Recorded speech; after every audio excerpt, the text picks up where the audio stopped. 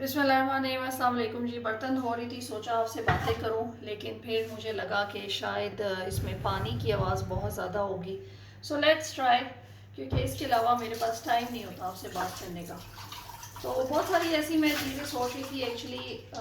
اس دن میں کہیں شادی پہ جا رہی تھی اور واپسی پہ میں جس سڑک سے گزری وہاں پہ نا میرے والد صاحب بیٹھے ہوئے تھے اپنے دوستوں وغیرہ کے ساتھ۔ تو میں وہیں پہ اتر کے میں گئی اور میں ان سے ملی، میں نے ان سے سلام دعا کی، میں نے کہا کیسے ہیں آپ، ٹھیک ہے؟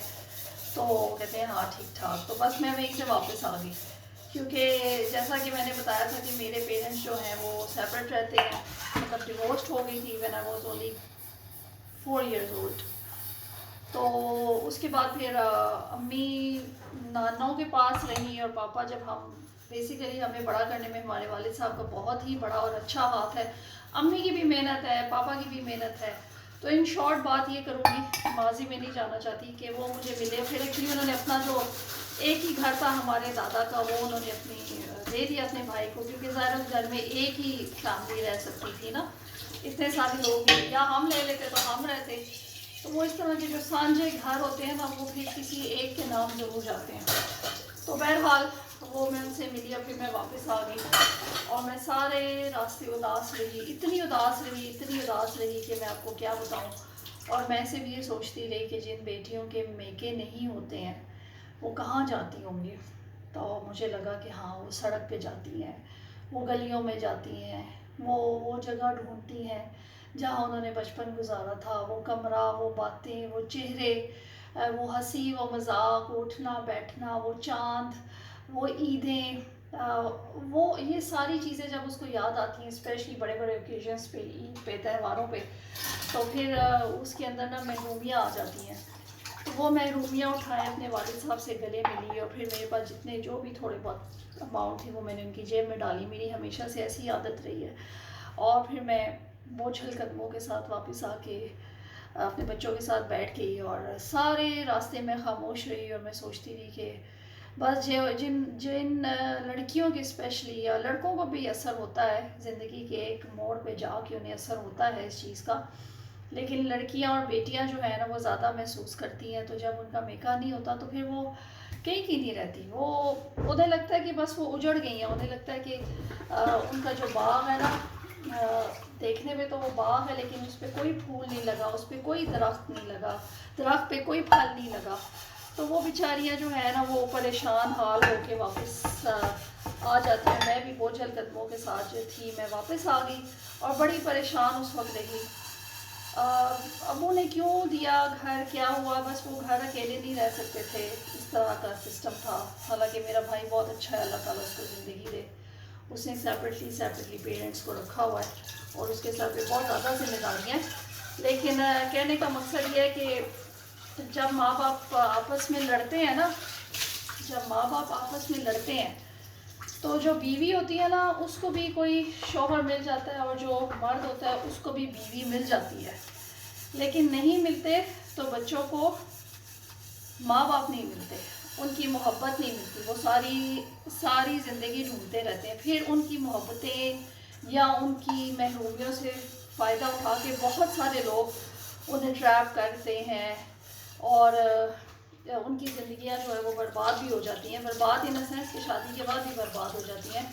اور ایسے بچے جو ہیں نا وہ ہمیشہ سوچ میں ہی مبتلا رہتے ہیں، ہمیشہ کمپرومائز کرنے کی کوشش کرتے ہیں کہ جی اب کمپرومائز کریں، اور زندگی انہیں جینا سہنا سب کچھ سکھا دیتی ہے، چاہے ان کے جو حالات اس وقت کرنٹ جو جا رہے ہوتے ہیں وہ ان کی پرسنالٹی کے ٹوٹلی اگینسٹ ہوتے ہیں، لیکن شاید وہ اسی کو کمپرومائز کہتے ہیں کہ بس یار یہی کمپرومائز ہے، کیونکہ پیچھے جو ہے وہ کھائی ہے اور آگے جو ہے وہ دلدل ہے۔ تو میری آپ لوگوں سے یہی گزارش ہے کہ اگر کبھی آپ لوگوں کی آپس میں لڑائی ہو جائے ہسبینڈ اینڈ وائف کی، تو کائنڈلی ایک نظر ذرا اپنے بچوں کی طرف دیکھ لیا کریں، ان کے معصوم چہرے، ان کی معصوم باتیں۔ اور اگر آپ کی بیٹیاں ہیں تو میری عورتوں سے ریکویسٹ ہے، مردوں سے بھی، کہ اپنی لڑائی میں اپنے بچوں کو نہ بھولیں، اتنی طیش میں نہ آئیں، لوگوں کی باتوں میں نہ آئیں، کیونکہ وقت تو گزر جاتا ہے۔ جو لوگ آج آپ کے ساتھ ہیں انہوں نے کون سا ساری زندگی رہنا ہے، انہوں نے کون سا بھڑکانا ہے، انہوں نے کون سا حسد تو خیر کبھی ختم نہیں ہوتا، یہ رشتوں میں چیزیں لگی ہوئی ہیں، تو آپ اپنی جگہ نہیں چھوڑیں. تو جب آپ اپنی جگہ چھوڑ دیتے ہیں تو آپ کی جگہ لینے کے لیے بہت سارے لوگ تیار ہوتے ہیں. تو مشکل تو بیٹیوں کے لیے ہو جاتی ہے کہ وہ اگر سسرال سے اگر کبھی تنگ ہے تو ان کا دل چاہتا ہوگا کہ 2 پل جا کے اپنے میکے میں سکون کا سانس لوں. اور میں تو اب یہ سوچتی ہوں کہ میں اپنی بیٹی کے لیے ضرور، اگر میرا گھر بنا انشاءاللہ، تو میں ضرور اپنی بیٹی کے لیے کمرہ بناؤں گی جہاں پر وہ آ کے رہے گی، سوئے گی. اس کی چیزیں میں ویسے ہی رکھوں گی. اللہ نے اگر مجھے زندگی دی تو میں آپ لوگوں کو وہ کمرہ بھی دکھاؤں گی. اسی لیے میں یوٹیوب پر آئی ہوں کہ چلیں کچھ نہ کچھ تو باتیں میں کروں آپ لوگوں کے ساتھ. اور میرے خیال سے ہر عورت کو، ہر انسان کو جو ہے وہ یوٹیوب چینل بنانا چاہیے. آج نہیں تو 10 سال بعد شاید آپ کو اس سے فائدہ ہو جائے. اور ایک اور ریکویسٹ کرنا چاہتی ہوں کہ جو عورتیں بہت زیادہ محنت کر رہی ہیں، ہر عورت محنت کر رہی ہے، کوئی کچن سے کر رہی ہے، کوئی باغ دکھا رہی ہے، کوئی بیڈ شیٹس دکھا رہی ہے، کچھ دکھا رہی ہے. آپ اگر اس کو سبسکرائب کریں گے تو آپ کا کچھ نہیں جاتا، 1 روپیہ نہیں لگتا، لیکن اگلے کی حوصلہ افزائی ہو جاتی ہے. ہو سکتا ہے میرے بس میں ہونا تو یقین کریں ایسی ساری عورتوں کو میں راتوں رات وائرل کر دوں، اور تاکہ کوئی اپنا گھر بنا لے، کوئی اپنے بچوں کی ایجوکیشن کے لیے پیسے اکٹھے کر لے، کوئی کیا کرے گی. Because you know that living in Pakistan it's not an easy job. یہ بہت مشکل کام ہے اور 1 مین شو نہیں ہے. اب یہ عورتیں اسٹرگل کر رہی ہیں تو کیا چلا جاتا ہے آپ کا؟ اگر کوئی عورت آپ کے معیار کے مطابق اس کی ویڈیو نہیں ہے تو آپ اسے ویسے ہی بلا وجہ ہی سبسکرائب کر دیں. یہ بھی بہت بڑی نیکی ہوتی ہے. تو اپنا بہت زیادہ خیال رکھیں. انشاءاللہ نیکسٹ ویڈیو میں حاضر ہوں گی. لڑائی جھگڑا مت رکھیں. اگر مرد بول رہا ہے تو عورت خاموش ہو جائے، عورت بول رہی ہے تو مرد خاموش ہو جائے. ہر فیصلہ لینے سے پہلے اپنی اولاد کی آنکھوں میں ایک دفعہ ضرور جھانک لیا کریں. بہت بہت شکریہ جی. خدا حافظ.